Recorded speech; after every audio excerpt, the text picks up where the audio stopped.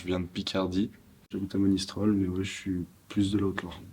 Moi, je viens d'à côté, je viens de Roche-la-Molière, Saint-Genélaire. Moi, je suis de Lyon, dans le 3e arrondissement. Je suis originaire de Roanne, plus exactement à Vendrange, donc c'est une petite commune. Alors, je suis d'originaire de Saint-Chamond, donc à côté de Saint-Étienne.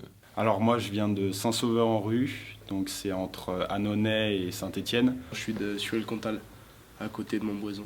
Alors moi je viens de Chazelles-sur-Lyon. J'ai commencé le handball à l'âge de 11 ans et demi, ouais, je crois, parce que c'était dans les sports scolaires en primaire où j'avais fait une petite activité comme ça pendant un semestre. À la base, c'est grâce à mon frère en fait. Il faisait du hand à Roche-la-Molière et il m'a donné envie de faire ce sport, donc j'ai essayé, j'ai bien aimé. C'était un peu la tradition, c'était le seul sport du village. Ça fait 8 ans, je crois aussi, que je fais du hand. Et que j'ai toujours fait du foot avant. Et qu'à un moment, j'ai changé de sport parce que je voulais essayer. Et du jour au lendemain, j'ai un pote qui m'a dit j'ai essayé, il nous manque des joueurs. Et du coup, je suis venu essayer, ça m'a direct plu. Moi, j'ai commencé, j'avais 7 ou 8 ans. Avant, je faisais du tennis. Et mon demi-frère, en fait, il faisait du hand. Et mon beau-père, il était coach de l'équipe première en nationale de Saint-Étienne. J'ai fait du handball depuis tout petit, c'est le seul sport que j'ai pratiqué, donc depuis mes 5 ans, je joue au handball. Moi, à la base, j'étais au basket, donc j'ai toujours un peu aimé les sports de ballon. Et en fait, c'est mon frère qui faisait du hand et ça m'a donné envie d'essayer, donc j'ai commencé. L'emploi du temps, c'est cours à 8 heures tous les matins, la journée de cours qui finit à 17 heures le lundi, mais sinon, c'est plutôt clément, on finit aux alentours de 15 heures, 16 heures. Tous les jours, donc c'est plutôt pratique pour nous pour aller à l'entraînement. Mardi, entraînement de 17h à 18h30. Mercredi, entraînement de muscu et après entraînement de handball. Et jeudi, vendredi, entraînement le soir de handball aussi. Et match les week-ends. Donc entraînement le lundi, qui est plutôt physique et spécifique au poste. Donc on fait de la muscu et ensuite on fait du travail pour notre poste au handball.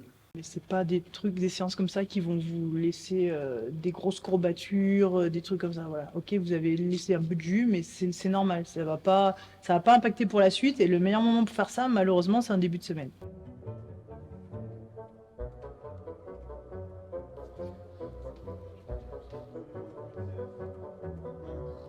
Des points, je pense que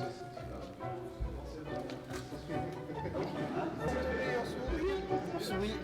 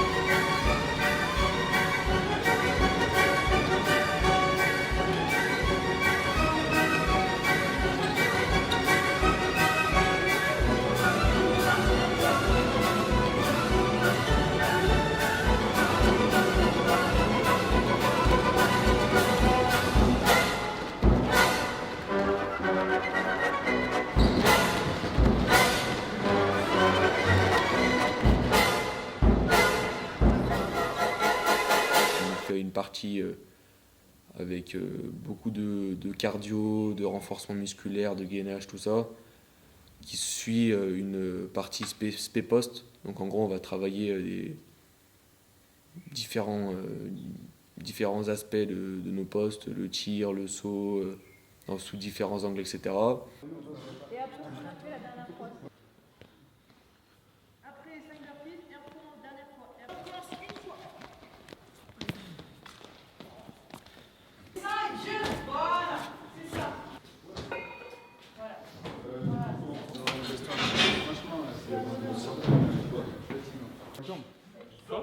Pas de jambes. Super, gamin, super.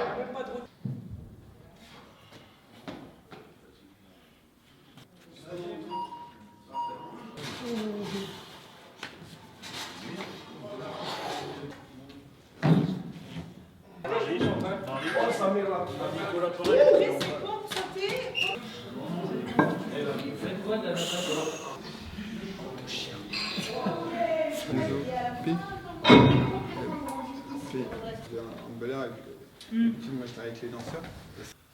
Mardi, entraînement. Mercredi, c'est musculation à la salle et entraînement après.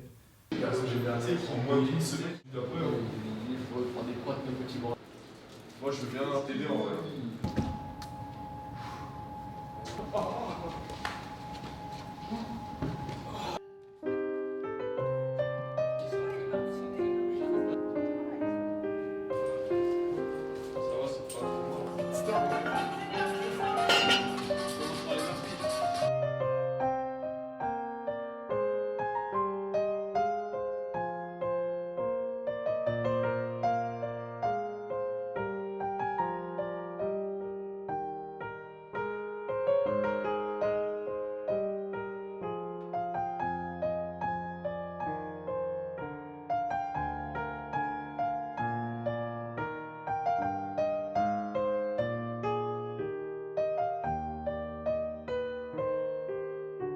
Jeudi, entraînement. Vendredi, entraînement. Et ensuite, les samedis, c'est match. Là, sur le 0,4, j'ai fait que ça, j'ai vu. Alors, on va répéter sur défense aplatie, on travaille. Pas forcément un bloc. Pas...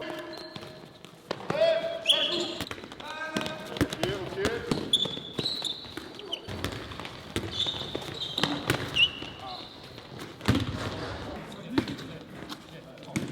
Ok.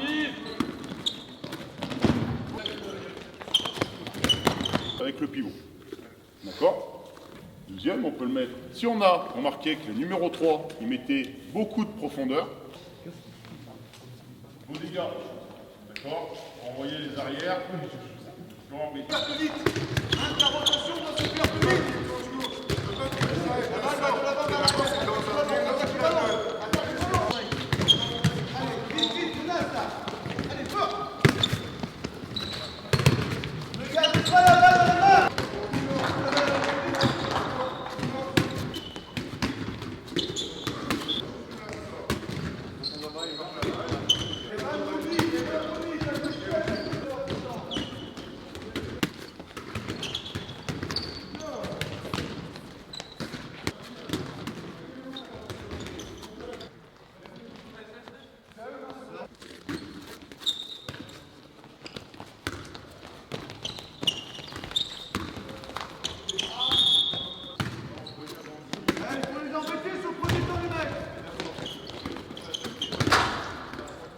En fait, on a un cycle par, peut-être pas par semaine, mais par plusieurs semaines. Par exemple, le cycle défense, c'est toute la semaine, on fait que de la défense, mais on a des exercices complètement différents chaque jour.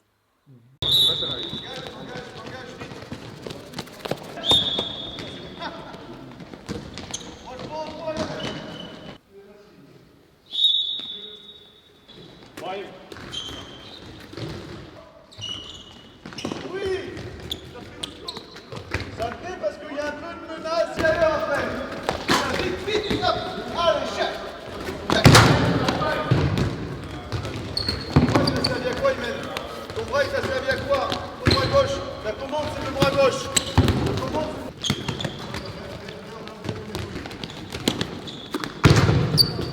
Dessous, le poignet va passer dessous.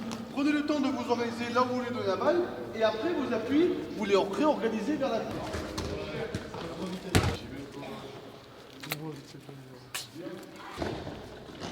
C'était bon. Pardon. C'est vrai,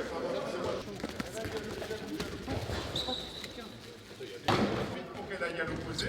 Ça, j'ai perçu devant moi, il y a de la densité, il y a beaucoup de joueurs dans un Ah non, pas chaque fois. Ça. Oui, t'as raison.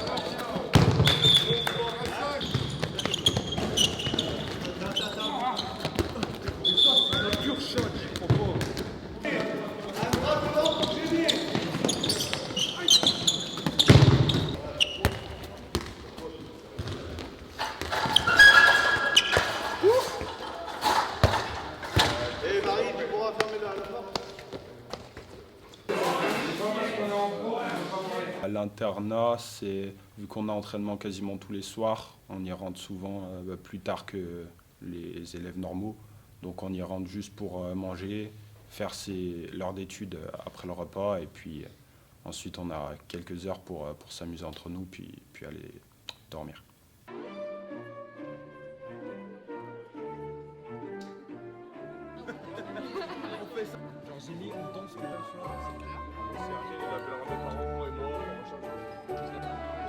Ça se fait avec un peu.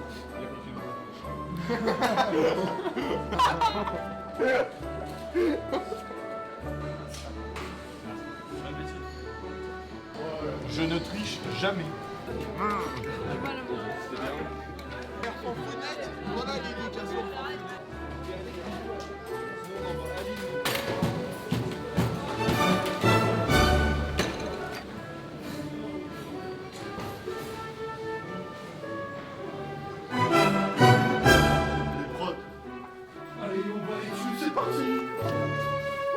Ça change un peu de son cocon, de sa maison et tout. Donc, ça fait bizarre, mais je me suis très bien intégré avec les gars. Donc, et pour les jours, et les chefs aussi, parce qu'on mange pas vraiment super bien tous les jours. Une petite hauteur sous plafond, mais pas démesurée non plus. Donc, Assez haut pour tout type de personnes. Et c'est incroyable, l'internat, c'est réunir une bande d'amis tous ensemble toute l'année dans des chambres. Donc forcément, ça peut que bien se passer. Puis ça facilite à la fois les révisions, les entraînements, vu qu'on vient tous un peu de loin. Donc à la fois c'est pratique et puis c'est exceptionnel. Donc.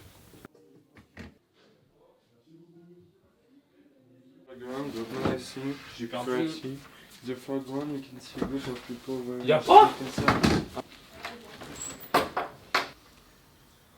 Ça va, après ça dépend des personnes avec qui on est dans les chambres, mais ça peut bien se passer. L'internat est pas trop mauvais. Les chambres sont pas trop mal. On mange pas trop bien.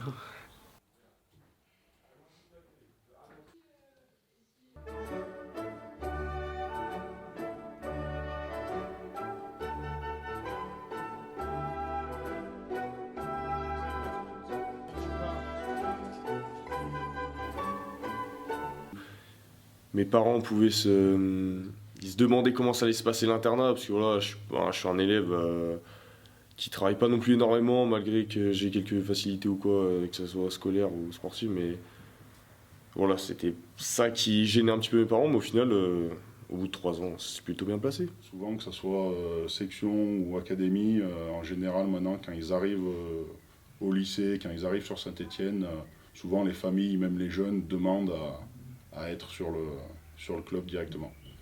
C'est un choix qui est fait pour les formalités, c'est-à-dire que la plupart du temps, ils ont entraînement le vendredi soir. Les parents préfèrent qu'ils restent le mercredi et le vendredi s'entraîner en club à Saint-Étienne et ensuite viennent récupérer.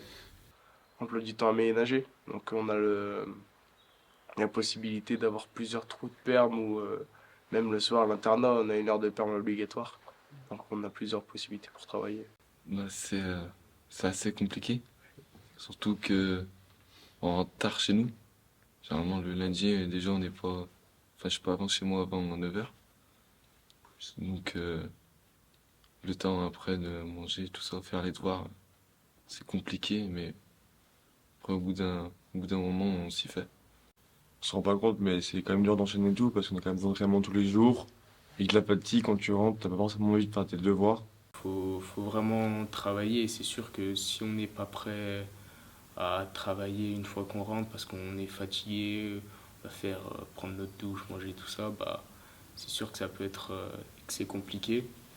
Une fois qu'on a pris l'habitude d'un peu travailler à l'internat régulièrement, de s'organiser et de gérer la fatigue surtout, ça va, c'est conciliable. Mais il faut bosser. Oui et non, ça dépend, je pense, comment on s'investit scolairement.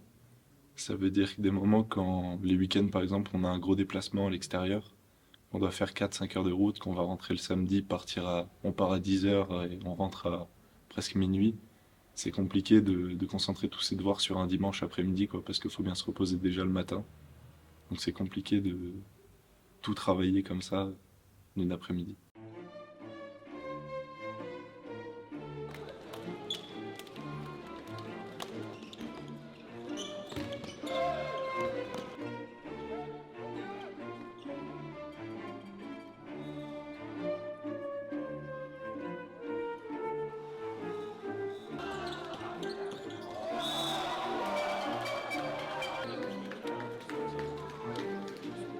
quasiment un entraînement tous les soirs. Si c'est pas des fois deux, parce qu'ils ont l'aspect physique, l'aspect musculation, plus l'entraînement. Donc des fois, ça leur fait 2 entraînements par jour. Plus le week-end, quasi tous les week-ends, ils ont match. Alors quand c'est à domicile, voilà, ça peut le faire, il y a moins de temps, mais souvent ils partent loin. Il y a des longs trajets qui sont à un niveau quand même assez élevé, plus haut niveau chez les jeunes. Donc ça leur prend énormément de temps. Hein. Donc si ils n'arrivent pas à s'organiser, ça va être très vite compliqué. On a la chance qu'on a quand même une grande majorité des jeunes qui sont plutôt autonomes et responsables, donc qui, niveau scolaire, arrivent plutôt bien à s'en sortir. Il y a toujours des petits moments dans la saison où ils nous demandent s'ils peuvent, voilà, sur un jour ou deux, sur une semaine, s'ils peuvent alléger un petit peu leurs entraînements pour pouvoir réviser voilà, devant des grandes échéances. On leur dit, ok, bosser, travailler. Quand il y a eu le bac, on leur a laissé des demi-journées, des choses comme ça pour travailler. On a même vu avec eux quel entraînement faire sauter dans la semaine pour que l'organisation elle soit au mieux. Et je pense que ça marche parce qu'il y a quand même des bons résultats. Sur les 4, 5, 6 dernières années, je crois pas qu'il y ait eu trop d'échecs au bac, je crois même pas du tout. Alors au début, moi j'avais postulé pour la section, j'avais été pris à la section. Et c'est après à peu près 6 mois à la section que l'académie m'a appelé et m'a recruté du coup pour m'entraîner. Ça m'a permis d'avoir plus d'entraînement du coup. Moi j'ai rejoint l'académie clairement c'est un sport-études. On s'entraîne tous les jours, donc c'était pour progresser au maximum et essayer ensuite d'aller dans le hand le plus loin possible, quoi. C'est un de mes objectifs, des plus sérieux, c'est d'atteindre de jouer en professionnel. Du coup, c'était la structure qui était plus près de chez moi et qui me proposait le plus d'entraînement possible. Et je tenais à vous féliciter là-dessus. On a par moments trop souvent tendance à soulever ce qui est négatif, mais en tout cas là vous n'avez pas triché, vous avez été vraiment propre et honnête avec vous-même. Il y a des comportements qui sont, et ça me donne vraiment bon augure pour les échéances qui arrivent. Ce qu'on a fait, c'est bien. D'accord, on n'a rien lâché du début à la fin, on ne s'est pas laissé avoir par leur jeu. D'accord. C'est très bien. On a Alexis Jacquin qui est responsable de la formation sur les moins 17 et moins 18 régions, qui est aussi responsable de la sélection départementale. Donc, et on a Thomas Fauvet qui est responsable lui des moins du championnat de France. Et ce sont des coachs qui voient ces jeunes joueurs en dehors de la section et de l'académie pendant les séances club. Attends, vraiment, va doucement. Arrête, va doucement.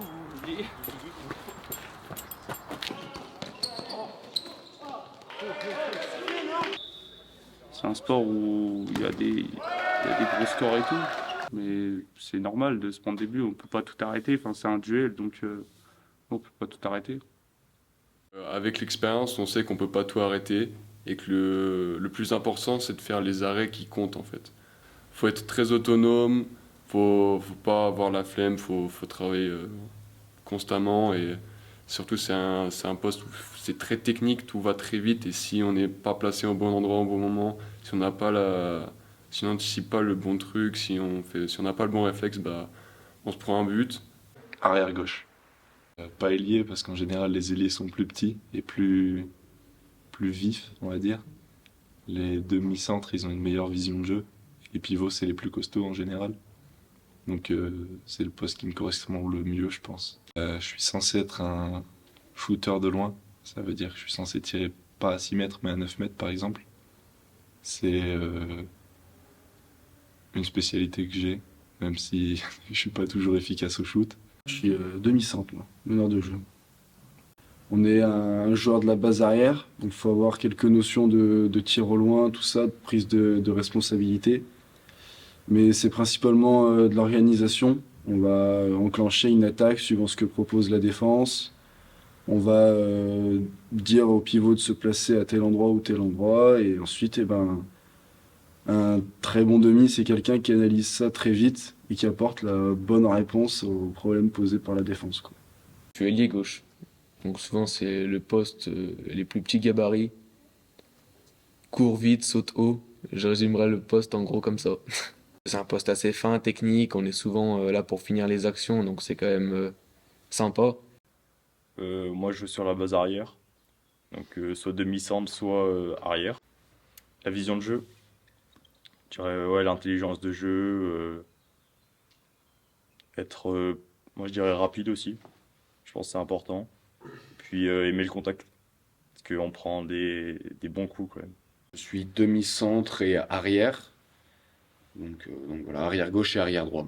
En début de saison, je me suis vu attribuer le rôle de vice-capitaine, que j'ai accepté avec plaisir. Et mon rôle un peu dans l'équipe, moi, c'est d'essayer de pousser les autres à toujours donner le maximum. J'ai du mal des fois à l'exprimer par des mots, mais mes actes, j'essaye par mes actes d'entraîner et de tirer vers le haut les autres. Je suis pivot parce que par rapport déjà à mon gabarit, donc voilà, je suis je pense le plus grand, donc c'est ce qui fait aussi mon poste. Après voilà, aussi la corpulence, ça joue forcément pour le combat.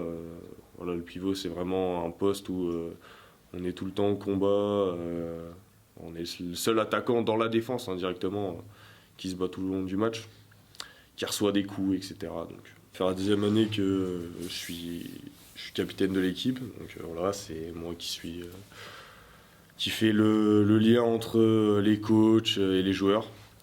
Donc voilà, donc très content, surtout l'année dernière où j'étais qu'en deuxième année à pouvoir avoir ce poste. Voilà, le ressenti de l'équipe, il passe par nous et après on va le donner au coach et inversement. J'ai fait 2 ans en tant que joueur à la section sportive. Et après le bac, je me suis lancé sur un parcours STAPS où je me suis engagé sur l'entraînement. C'était un peu ça l'idée aussi de l'académie, c'était d'arriver à créer des liens entre les jeunes et ensuite le niveau adulte, le niveau senior. Donc c'était un peu le rôle qui m'avait été donné sur cette structure. J'ai eu une blessure là il y a 6 mois, je dirais. Du coup, j'ai été obligé d'arrêter de pratiquer pendant 3 mois et demi. Du coup, j'ai redécouvert en quelque sorte une autre vie que j'avais pas forcément avant et je me suis rendu compte qu'en fait, il n'y avait pas forcément que le hand dans la vie et qu'il y avait plein d'autres trucs qui me plaisaient et que je pouvais pas faire. Ça m'apporte tout en soi, ça m'apporte mes potes, ça m'apporte ma vie. Bon match, monsieur. Du plaisir, du défoulement. Pendant l'entraînement, généralement, on est fatigué, donc quand on rentre chez soi, on est bien content. Quand on y joue, on pense à rien d'autre. Donc quand on est stressé toute la journée, c'est un moyen de déstresser. Vraiment, c'est plus une esprit d'équipe. Alors qu'au foot, c'est vraiment, même si on est une équipe, c'est le plus fort, quoi. Faut être le plus fort de toute l'équipe. C'est vraiment, faut avoir la grosse tête, quoi. On est très solidaire. C'est un sport où on s'entraide beaucoup. Tous les efforts qu'on a fournis pendant 3 ans, c'était vraiment la récompense. Aller en championnat de France et décrocher en plus la 3e place, donc sur le podium, ça a vraiment été la récompense de tout ce travail qui a été très dur et acharné pendant 3 ans. Ceux qui font ce sacrifice-là, on sait que derrière c'est une vraie école de la vie, qui sont autonomes sur les choses simples, arriver à se faire à manger, laver leur linge, s'organiser aussi pour les devoirs.